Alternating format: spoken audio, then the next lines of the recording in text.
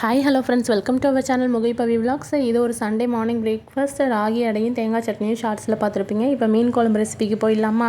மண் சட்டியில் தாங்க எப்போதுமே நான் மீன் குழம்பு வைப்பேன். நல்லெண்ணெய் ஆட் பண்ணியிருக்கேன், தாளிப்பு வடகம் ஆட் பண்ணியிருக்கேங்க. இது சில பேர் வீட்டில் வருஷத்துக்கு தேவையானதை போட்டு வச்சுருப்பாங்க, சில பேர் இது செய்ய மாட்டீங்க. அப்படி செய்யாதவங்க கடுகு வெந்தயம் மட்டும் தாளிச்சிக்கோங்க, ஒன்றும் பிரச்சனை இல்லை. கொஞ்சம் சின்ன வெங்காயம் ஆட் பண்ணிக்கோங்க. இதில் நாங்கள் சின்ன வெங்காயம்லாம் ஆட் பண்ணியிருக்கிறதுனால நான் இதில் வேறு எதுவுமே ஆட் பண்ணல. இந்த தாளிப்பு வடகம் போட்டோன்னே பொரிஞ்சோன்னா செம்ம வாசனை அடிக்குங்க வீடு. மீன் குழம்பு வச்சோன்னாலே செம்ம வாசனையாக இருக்கும் இந்த தாளிப்பு வடகம் போடும்போது. இது கூட நான் வெங்காயம், தக்காளி, பச்சை மிளகா, கருவேப்பிலை மட்டும் ஆட் பண்ணிக்கிறேன். இது ஓரளவு வதங்க விடுங்க நல்லா. உப்பு சேர்த்துட்டிங்கன்னா கொஞ்சம் சீக்கிரம் வதங்கிடும். ரொம்ப பேஸ்ட்டாக ஆகணும் அப்படின்லாம் இல்லைங்க. மீன் குழம்புக்கு கடன்னு மேலே நம்ம போட்டு வச்சிடலாம். எப்படி வச்சாலுமே நல்லா தான் இருக்கும். ஒவ்வொருத்தருக்கும் ஒவ்வொரு ஸ்டைல் ஆஃப் குக்கிங் இருக்குது, ஒவ்வொருத்தருக்கு ஒரு கைப்பக்குவம் இருக்குது. அது அவங்கவுங்க செய்யும்போது தான் அது தெரியும். இது கூட நான் வெங்காயம், தக்காளி, கருவேப்பிலையை பேஸ்ட் பண்ணி இதில் ஆட் பண்ணியிருக்கேங்க. இது நல்லா வதங்கினோடனே நம்ம அடுத்து புளியை கரைச்சி வச்சுக்கலாம். ரெடியாக முன்னாடியே புளி ஊற வச்சு வச்சிட்டிங்கன்னா புளி தண்ணியை ஊற்றிடலாங்க.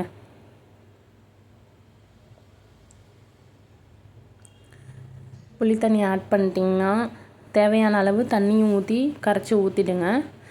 இது சட்டியில் வைக்கும் போது சூடு எப்போவுமே இருந்துகிட்டே இருக்குங்க. இப்போ தான் நான் தண்ணி ஊற்றுறேன் பாருங்கள், கொதிச்சிட்டே இருக்குது பாருங்கள்.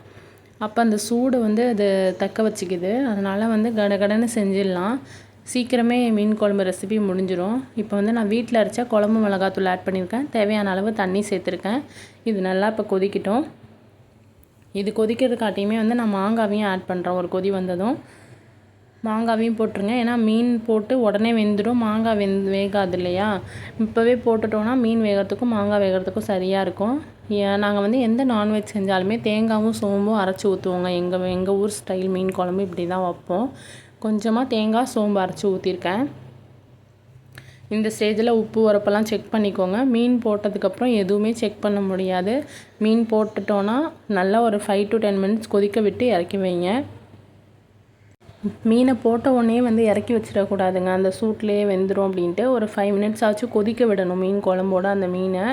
ஏன்னா நமக்கு டேரெக்டாக எதையுமே மீன் பிடிச்சோன்னே நம்ம கைக்கு வர்றதில்ல. அது எங்கெங்கே எப்படி கை மாறி வருது, ஃப்ரீஸ் ஆகி வருதுங்கிறது நமக்கு தெரியாது.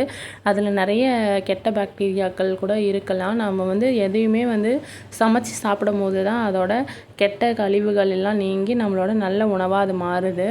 அதனால் நல்லா ஒரு 5 minutes கொதிக்க விட்டு தான் இறக்கி வைக்கணும் எப்போதுமே. ரொம்ப கிளறிடாதீங்க போட்டு. மேலாப்பில் சுற்றி கிளறுங்க, அப்புறம் சென்டராக மட்டும் கிளறிடுங்க. ரொம்ப போட்டு கிண்டிட்டோன்னா மீன் உடஞ்சிரும். அவ்வளோதான், கொதி வந்துடுச்சு நல்லா. இப்போ நல்லா ஃப்ளேம் கொதி வந்ததுக்கப்புறம் நம்ம கொஞ்சம் நேரம் கழித்து இறக்கி வச்சிடலாம். அடுத்து நான் மீன் ஃப்ரை பண்ண போகிறேங்க. நான் எப்போவுமே டீப் ஃப்ரை பண்ண மாட்டோம். எங்கள் சைட்லலாம் ஃபுல்லாகவே ஷாலோ ஃப்ரை தான் பண்ணுவோம் தவாவில் போட்டு. இப்போ நான் அதுக்கு ஆயில் ஆட் பண்ணிக்கிறேன். இப்போ இந்த ஃபிஷ் ஃப்ரை மசாலா பார்த்திங்கன்னா நான் ஃபஸ்ட்டு குழம்புல ஆட் பண்ணாலே வெங்காயம், தக்காளி, கருவேப்பிலை அதே தான் இதுலேயும் அரைச்சி போட்டிருக்கேன். அது கூட குழம்பு மிளகாத்தூள், உப்பு, லைட்டாக உங்களுக்கு புளிப்பு பிடிக்கும் அப்படின்னா புளிப்பு டேஸ்ட்டுக்கு வேணால் லைட்டாக அந்த புளி கரைக்கிறோம்லே அந்த தண்ணி கொஞ்சம் ஊற்றிக்கலாம். சில பேர் ஒரு சமயம் நாங்கள் தேங்காய் அரைக்கிறோம்ல குழம்புக்கு, அந்த பேஸ்டிங் கூட சில நேரம் போடுவோம். நான் இன்றைக்கி அதை ஆட் பண்ணல, ப்ளெயினாக தான் மசாலா சேர்த்து ஃப்ரை பண்ணியிருக்கேன்.